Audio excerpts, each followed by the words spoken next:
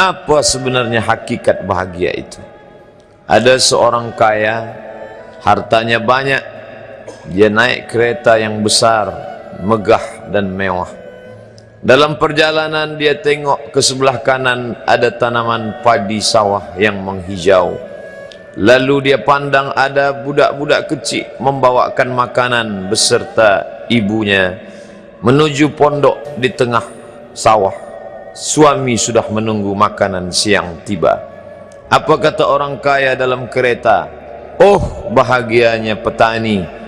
Di tengah perutnya lapar, istri dan anaknya datang. Makanan tiba pada waktunya. Air minum dapat menghilang dahaga. Lapar hilang, rindu pun sirna, karena istri dan anak ada di sekitar dia.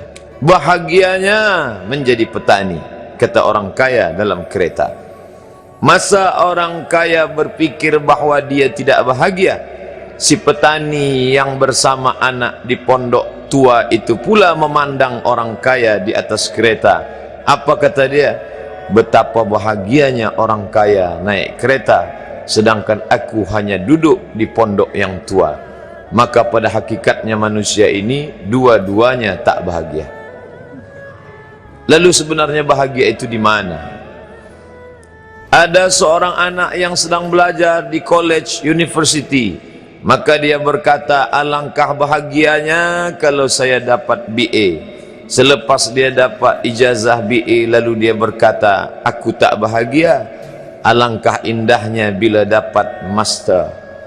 Manakala dia dapat master, dia berkata, oh, betapa bahagianya kalau dapat PhD. Selepas PhD dia berkata, susahnya PhD, belum juga dapat kerja. Selepas dapat kerja dia berkata, alangkah bahagianya kalau menikah. Selepas menikah dia berkata, aku tak bahagia sebab orang selalu tanya, dah punya anak apa belum? Selepas punya anak, dia pula berpikir untuk menikah sekali lagi.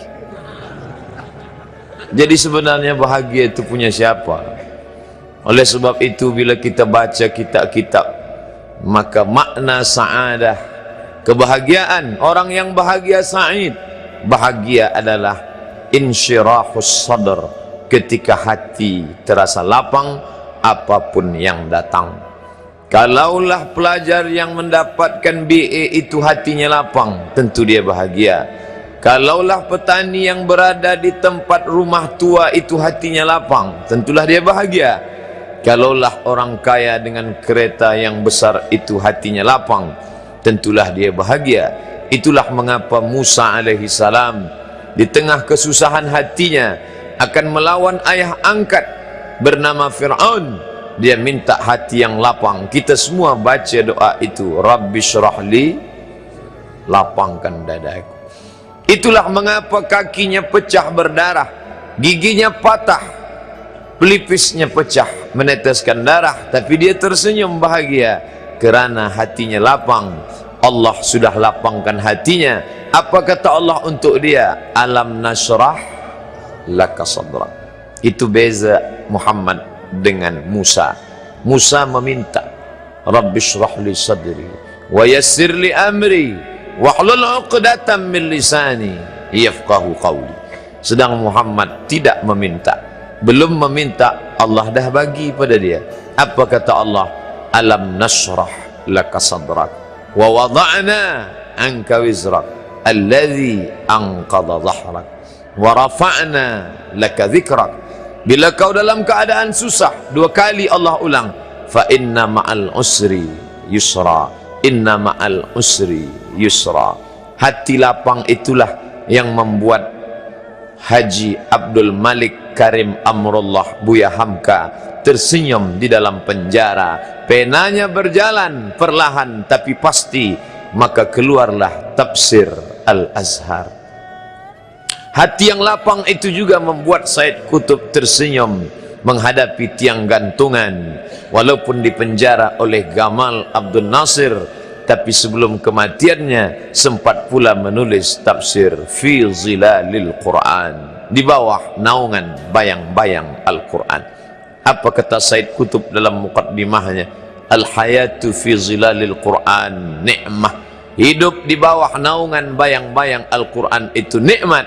La ya'rifuha illa man zaqaha, tidak ada yang boleh mengetahuinya kecuali orang yang pernah merasakannya. Maka bahagia adalah ketika hati terasa lapang. Bila kita nampak raut wajah orang yang tenang cerah, maka ketenangan bukan pada wajahnya. Bila nampak orang melangkahkan kaki dengan tenang penuh wibawa, maka ketenangan bukan pada kakinya. Bila tampak ayunan tangannya tak tergesa-gesa, maka bahagia bukan pada tangannya. Di mana letak bahagia itu? Ala fil jasadi mudghah, ketahuilah dalam jasad ada segumpal, ada sekepal, ada sesuap.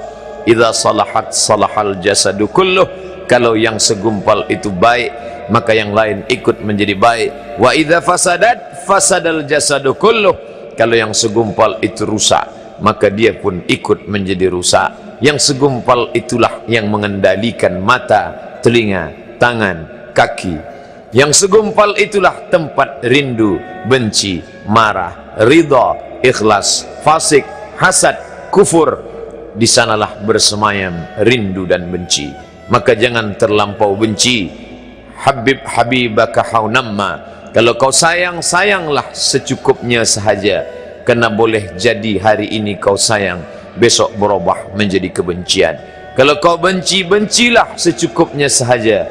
Boleh jadi esok pagi dia menjadi orang yang tersayang. Berapa banyak puan-puan berkata, siapa itu? Itulah orang yang dulu paling aku benci. Tapi hari ini masih ada juga benci, tapi tak banyak. Oleh sebab itu maka dijaga dia.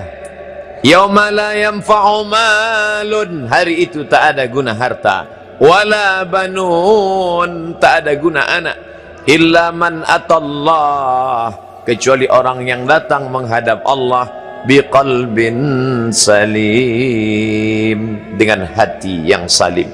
Qal, qab, lam, ba, qallaba, berbolak-balik. Qallaba, tidak selamanya bahagia. Kadang pagi hati tenang, petang datang dia pun susah. Kadang pagi hati lapang, petang tiba dia pun gundah. Maka apa yang dapat menolong?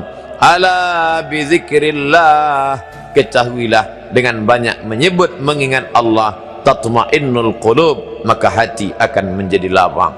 Qalbul mu'min baina asabi'ir rahman, hati orang beriman berada di antara jari jemari kuasa Rahman. Kalau dia hendak, dia balikkan yang senang menjadi susah. Kalau dia berkehendak yang susah, dia balik menjadi lapang. Berapa banyak orang yang tampaknya mungkin kita kata dia susah, tapi dia masih boleh tersenyum. Sebaliknya orang yang menurut pandangan zahir kita cukup segala, makan, pakai, tapi tampaknya kesenangan tak pernah singgah. Apa sebab? Kerana hati milik Allah. Dia ada dalam diri kita, tapi dia bukan punya kita. Lillahi ma fis samawati wa ma fil ard, apa di langit, apa di bumi, milik Allah. Balikkan kepada Allah, dari Allah balik kepada Allah.